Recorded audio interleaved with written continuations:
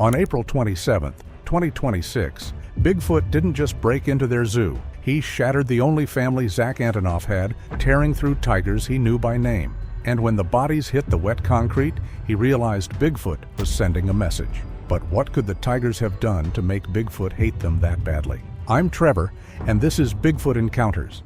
Zach was 9 hours into his overnight carnivore rotation at the zoo, doing what he always did on late shifts, moving quietly, moving carefully, keeping his flashlight low so he didn't spook the cats before their 2 a.m. welfare checks. The rain had stopped maybe an hour earlier, but it left everything slicked over. The concrete pathways, the steel service railings, the mesh fencing that separated the tiger habitat from the maintenance corridor he was walking. Every surface caught the amber glow of the security floods and threw it back distorted, like the whole zoo had been dipped in oil. He remembers thinking it was actually beautiful for about 30 seconds. He remembers exactly when those 30 seconds ended. Bigfoot was already inside the enclosure, standing in the center of the wet yard under the security floods. And Bigfoot was enormous, not the vague, blurry enormous of a shaky video, but the concrete, undeniable enormous of something that was actually there. 8.5 feet of muscle and dark matted fur glistening with rainwater, standing upright with a weight and a presence that made the entire enclosure feel small. One of Zach's Bengal tigers, Kieran, their 7-year-old male, 480 pounds, was crumpled against the far retaining wall. His neck was wrong. The second tiger moved before Zach could process what he was seeing. Asha, their 6-year-old female, 340 pounds, the fastest animal in that facility, came out of the far corner of the yard like a missile. She did not circle. She did not posture. She launched herself directly at Bigfoot's throat with the kind of commitment that tigers reserve for kills, and Bigfoot was already turning, already moving, dropping low and fast in a way that had absolutely no right to happen at that size. Bigfoot moved like something that had been in fights before and had opinions about how they ended. Asha's jaws closed on Bigfoot's forearm instead of the throat she was aiming for, and Zach heard the impact, the wet crunch of teeth finding flesh. And Bigfoot made a sound that was not pain and not surprise, but something harder and colder than either. Bigfoot swung, not a swipe. A full, two-handed rotating swing that took Asha off her feet and drove her into the concrete retaining wall with a force that Zach felt in his sternum from 60 feet away. Asha hit the wall and dropped, and for one terrible second, he thought she was gone too. Then she was up, shaking her head, blood on her muzzle that wasn't hers, already repositioning. Bigfoot's forearm was torn open. Zach could see the lacerations from where he stood, deep, raking wounds that would have finished a fight with any normal animal. A chunk of dark fur hung loose from Bigfoot's left shoulder. None of it mattered. Bigfoot reset, low and wide, weight forward, and Zach realized he was watching something that was not reacting to damage the way animals react to damage. Bigfoot was filing it away. Bigfoot was adjusting. Zach crouched behind the utility cart beside the corridor wall, and his radio hand was shaking so badly he almost dropped it. Dispatch picked up on the third call, and he kept his voice at a whisper because he could feel, not hear, feel, the vibration in his chest cavity every time a tiger vocalized. And the tigers were vocalizing constantly now, and he knew with absolute certainty that if Bigfoot registered his movement before backup arrived, he was going to become a secondary problem. Then the transfer chute latch failed. He heard it go, a sharp metallic crack from the east side of the enclosure, and the third tiger came through. Zach stopped thinking about the radio. What happens next will make everything you just heard feel like the quiet before a storm. Because when 3 tigers begin to hunt together and Bigfoot refuses to run, the zoo stops being a zoo and becomes something else entirely. And this is a promise. Nobody, not the tigers, not Bigfoot, and especially not Zach, is walking out of the service corridors unchanged. Zach ran. That is the honest version. There is no tactical framing for what his legs did the moment the transfer chute latch gave out and the third tiger, Rajan, their oldest male, 510 pounds of scar tissue and bad history, came barreling into the yard. He turned and he ran, and the radio bounced against his hip, and the wet concrete tried to take his feet out from under him twice in the first 20 yards. Behind him, the sounds compounded into something that stopped resembling individual noises and became a single, continuous wall of violence. Steel, fur, impact, vocalization, and underneath all of it, the low rhythmic force of something large moving very fast. The backstage zoo is not built for sprinting. It is built for cart traffic and slow walks with feed buckets. And every corner is a blind one, and every doorway is narrower than you want it to be when your only goal is more distance. Zach pushed through the double doors into the food prep hall, refrigeration units lining the left wall, stainless steel prep counters down the center, the smell of raw meat hanging in the cold air. And he got on the radio again. He told dispatch tigers were loose. He did not tell them about Bigfoot yet because he needed them to actually come, and some information is too heavy to drop on someone over a scratchy radio at 2 a.m. The alarms found him there. Not the enclosure alarm he'd heard at the start, the full facility cascade, habitat by habitat, triggering in sequence as the monitoring system registered motion.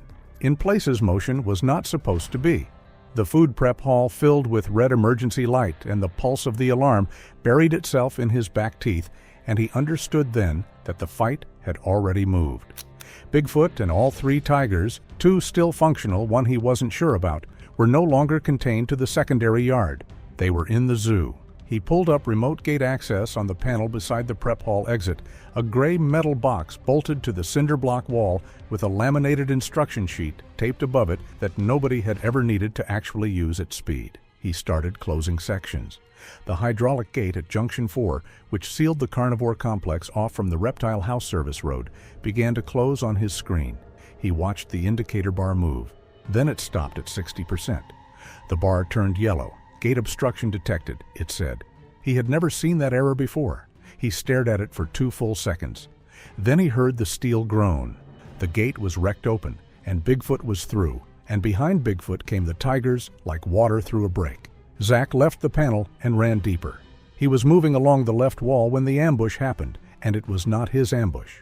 One of the tigers, he believes it was Asha, based on the direction, though he had stopped being certain of anything, had looped ahead through a parallel access gate that had failed in the initial alarm cascade. She came out of the ornamental hedge border beside the reptile house entrance and hit Bigfoot from the side with her full 340 pounds, and Bigfoot went down. Zach stopped. He could not help it. In all the chaos of the last 15 minutes, Bigfoot had not gone down. Not once. Not for an impact, not for a wound, not for anything. Bigfoot hit the asphalt on one knee and both palms, and for one suspended moment, Zach genuinely believed he was about to watch a tiger end this. Asha's jaws found Bigfoot's shoulder, and her back legs raked, and she was doing real damage. He could see it, could see Bigfoot's body registering it differently than before. And then Rajan came in from the front. Bigfoot's hand found Asha's face. The gouging was direct and immediate, and will not be described in full, but Asha released. Bigfoot stood with her still partially in his grip and drove her into the asphalt with the kind of force that left a smear. And Rajan was already on Bigfoot's back, and the 3 of them became a single thrashing mass against the reptile house wall, and Zach pressed himself into the drainage alcove across the road and tried to become part of the cinder block. That was when Asha disengaged. She did not retreat far, 12 feet, maybe 15. But she turned, and she was low, and she was looking directly at Zach. A tiger stalking is almost silent. That is the thing people do not understand. All the noise is the tiger's choice, and when a tiger decides not to make noise, the silence is worse than anything. Asha moved toward Zach in that silence, and he was trapped. The equipment cage locked behind his left shoulder, an overturned golf cart on his right, the alcove giving him nowhere that wasn't directly at her. She dropped her haunches. She was 3 seconds from a charge that he was not going to survive.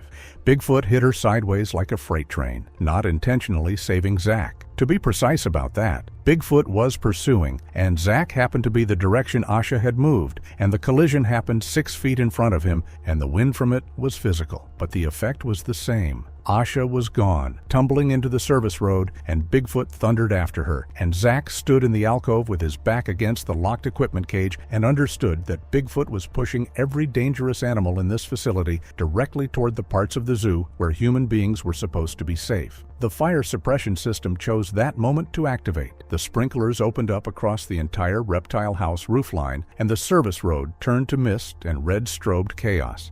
And somewhere in that chaos, Bigfoot and the tigers moved toward the central walkway, and Zach climbed the nearest maintenance ladder because the ground no longer felt like a survivable option. Every exit Bigfoot has had, Bigfoot has ignored. Every opportunity to retreat into the dark outside that bent east gate, Bigfoot has passed up. Something is keeping Bigfoot in this zoo. What does Bigfoot actually want in here? Zach had eyes on Bigfoot again from the ladder. Bigfoot was moving through the central walkway in a low, fast track, and the two functional tigers, Rajan ahead, Asha cycling behind, were running a pattern that Zach recognized from watching the cats work during feeding enrichment.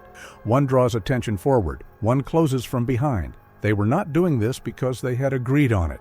They were doing it because tigers are built for exactly this, and even in the worst night of their lives, they were still tigers. The decorative light posts were going down as Bigfoot and the cats collided and separated and collided again. Not knocked over, torn out, the concrete bases cracking, the posts going sideways into the planters and the kiosk displays and the permanent zoo map board that had stood at the main intersection since before Zach was hired. A bench became shrapnel. The glass front of a seasonal photo display shattered outward across the walkway, and he heard it from 40 feet up and felt it in his jaw. Zach moved along the ladder track toward the gift shop overhang because it was the only elevated position with a solid platform, and because dispatch had told him, through 6 seconds of broken radio contact, that units were en route, but still 11 minutes out. 11 minutes. He had been saying that number to himself like a prayer and a curse simultaneously. Bigfoot went through the gift shop window before Zach reached the platform, not through the door. Through the south display window, the one with the seasonal stuffed animal display and zoo logo decal. It didn't shatter so much as explode inward. The frame buckled, and the fixtures collapsed with it. Bigfoot was already inside before the last shards hit the floor, and Rajan went straight through the broken frame after it, because Rajan had never once in his life let a pursuit end on anyone else's terms. Zach reached the maintenance platform above the gift shop roof and found the crawl space access hatch, and he went in because inside was higher ground and the platform was exposed, and what he needed more than anything was a layer of something between him and the ground floor. The crawl space above the gift shop ceiling was 18 inches of insulation bat and electrical conduit, and the kind of darkness that is not just the absence of light, but the absence of reassurance, and he moved through it on his forearms and knees and tried to track the fight by sound alone. He heard them go in sequence, like dominoes made of steel and merchandise, each impact traveling up through the ceiling panels and into his palms and kneecaps as he crawled. Tiger claws on tile are a specific sound once you know it, a rapid, skating scrape, like someone dragging a handful of nails across a hardwood floor, and Zach tracked Rajan by that sound, moving in tight circles below him. Bigfoot's movements registered differently, heavier, more deliberate, occasional concussive impacts when Bigfoot hit a wall or a fixture. The ceiling panels flexed under his weight, and he slowed down and tried to distribute himself over as many joists as he could find by touch, because the last thing he needed was to come through the ceiling into the middle of that. Then Bigfoot went quiet. However, Zach could still feel the weight displacement through the structure. But the random, reactive movement stopped, and what replaced it was something methodical, and he tracked it from above and understood what he was seeing 3 or 4 seconds before it finished happening. Bigfoot was moving along the far aisle wall, the narrow aisle between the souvenir clothing rack and the back stockroom door, and Rajan was at the aisle entrance. Bigfoot was not retreating down that aisle. Bigfoot was positioning at the far end of it, using the walls, using the length, waiting for Rajan to commit to the narrow space where Bigfoot's reach advantage would be absolute, and Rajan's ability to circle would be 0. Rajan went in. Of course, Rajan went in. He was 510 pounds of territorial predator, and he had never encountered anything that set up a kill lane for him. So his nervous system didn't have a category for what he was walking into. The sound that came up through the ceiling panels is not one to try to describe in clinical terms. It was structural. It lasted about 8 seconds. Then it stopped. Zach lay flat in the crawl space and did not move. The emergency exit on the north side of the gift shop blew open. He heard the crash bar give, and what remained of the fight spilled back outside into the rain, and Zach started moving toward the roof hatch because staying in that crawl space while Bigfoot was directly below him was its own category of danger. He got to the hatch and he pushed it open, and he looked out across the zoo pathways from the roofline, and he saw what the last 40 minutes had actually done to this place. There were bodies on the paths, tigers, at least 2 that Zach could identify from above, positioned in places that told him Bigfoot had been moving through this zoo for longer than he had known, longer than the first alarm, longer than he wanted to calculate. Blood trails connecting points of violence, like a map of something he did not want to understand. The rain was coming back, light and cold, and the emergency strobes painted everything in intervals of red, and he gripped the roof hatch frame and breathed and tried to count what was left. Everything Zach just witnessed, the crawl space, the gift shop, the bodies on the paths. Was Bigfoot working through the zoo with room to move? The next setting is different. This is where Bigfoot starts bleeding. The Primate Canyon is the oldest section of the zoo. It was built in an era when zoo design meant excavating a natural depression and letting the terrain do the containment work, and the result is something that feels less like an exhibit and more like a wound in the earth. Zach came down from the gift shop roofline via the exterior service ladder on the east face and hit the ground moving because staying elevated and stationary was survivable only as long as nothing decided to look up. He tracked the fight by sound into the canyon approach path, and the sounds were different now, tighter, more vertical. The tigers had found their terrain. Bigfoot was struggling with the cliffs in a way Bigfoot had not struggled with anything else all night, and the tigers knew it, the way predators always know when the geometry has shifted in their favor. Rajan was gone. Zach had processed that from the roofline, filed it somewhere cold and small. But Asha was still functional, still precise, and she had picked up a partner he hadn't expected. The third tiger, the one from the transfer chute, who Zach now realized had been moving through the zoo on a parallel track this entire time. Her name was Priya. She was 4 years old, the youngest cat in the facility, and she was fast in a way that even Asha wasn't, low-slung and explosive. And she had apparently spent the last 40 minutes in the canyon already. They came at Bigfoot from 2 elevations simultaneously. Priya from a ledge platform 8 feet up, dropping onto Bigfoot's back with all 4 sets of claws deployed, and Asha straight in from the canyon floor, targeting the left leg.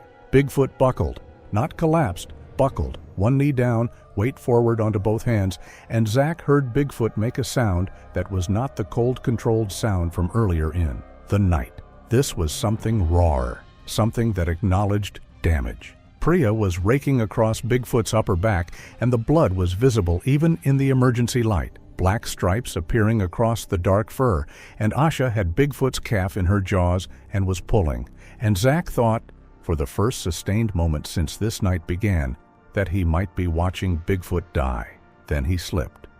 The embankment path that runs along the canyon's east rim is packed clay over a drainage substrate, and the rain had been working on it, and his left foot went out from under him on a clay shelf that had become a clay slide, and he went down the embankment on his side for about 15 feet before a root cluster stopped him. He was on the canyon floor. He was on the canyon floor, and he was maybe 30 feet from the fight, and both tigers had heard him land. Asha released Bigfoot's leg. Priya stopped raking. They both looked at Zach, and in the strobing red emergency light, their eyes were flat and reflective and ancient, and every animal behavior training he had ever received crystallized into a single sentence in his head. Do not run, do not crouch, make yourself large. He stood up. He raised his arms. His ankle was wrong, not broken, but wrong. A hot, grinding wrongness that meant he was not sprinting out of this canyon. And he stood there with his arms up and his radio in one hand, and he looked at 2 tigers, and Bigfoot looked at all 3 of them,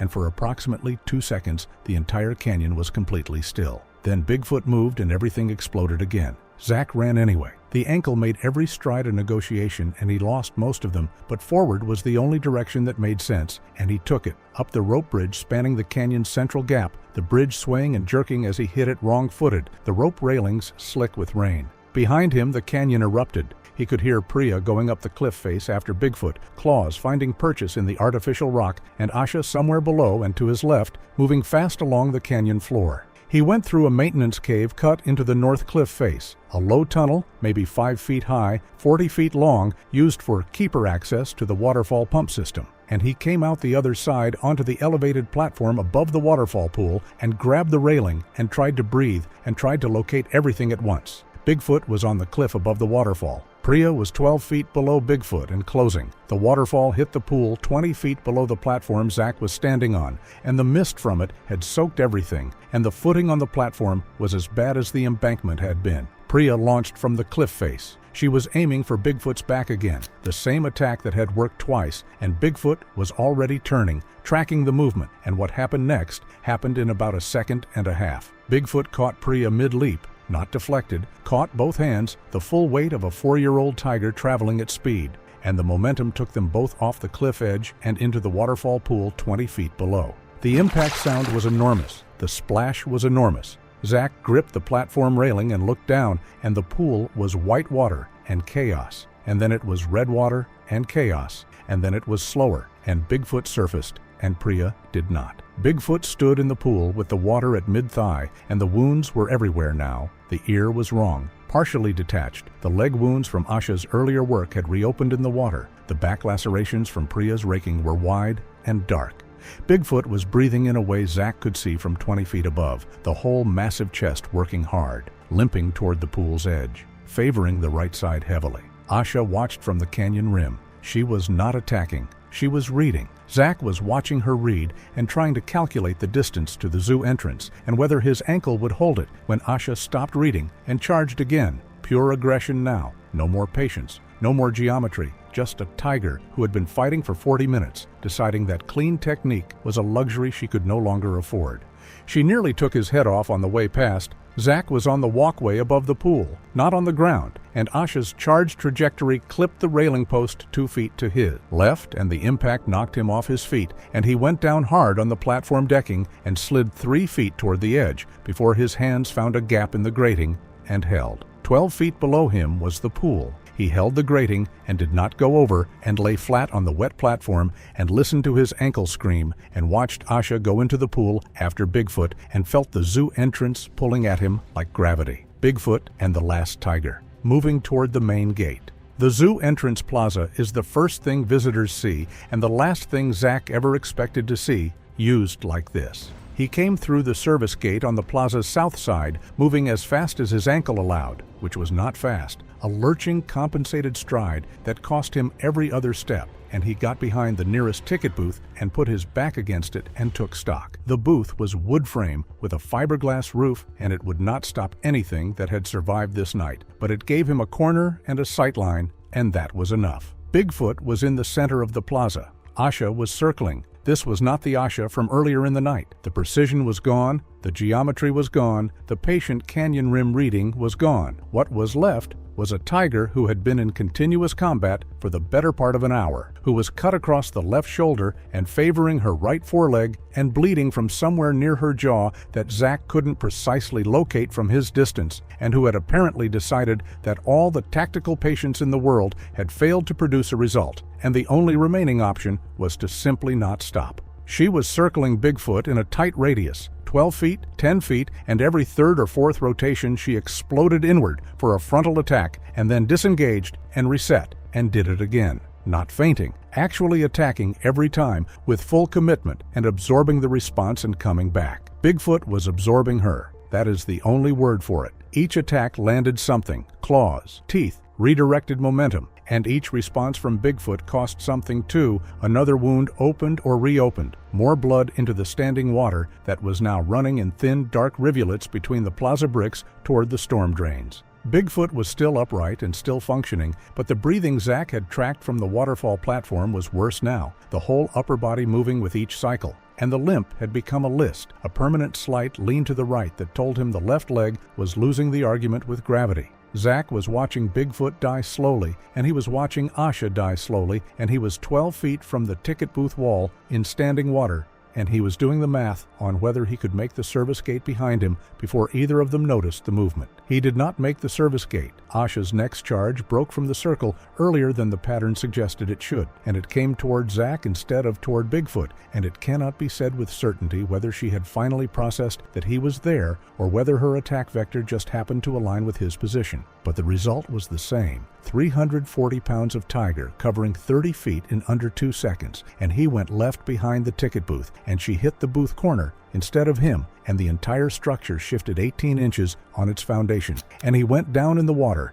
and came up against the gate bars with his back and grabbed them and held on. The booth was between them, 6 feet of wood frame and fiberglass. Asha hit it again from the side, and the roof cracked and one wall panel buckled inward, and Zach pressed against the gate bars and watched the booth disintegrate toward him in increments, and heard the police radios on the other side of the gate and heard them telling each other to hold, and he agreed with them and also needed them to stop holding immediately. Bigfoot came through the booth. The remaining wall panels went outward, and Bigfoot's hands found Asha in the wreckage, and what followed was not a fight in any structured sense. It was a conclusion. Asha's jaws found Bigfoot's throat in the first second, and the claws found Bigfoot's torso, and Bigfoot made the raw, damaged sound from the canyon and went down to both knees in the standing water, and Zach was 3 feet away, holding the gate bars and watching it happen at a distance that he can still measure in his nervous system. Years from now, Bigfoot's hands found Asha's lower jaw. Bigfoot's hands found Asha's body. The struggle was long, far longer than any of the other endings this night had produced, because Asha was not releasing, and Bigfoot was not releasing, and the water around both of them was going dark, and the rain was loud, and the police lights kept strobing blue and red across all of it like the world's worst ceremonial lighting.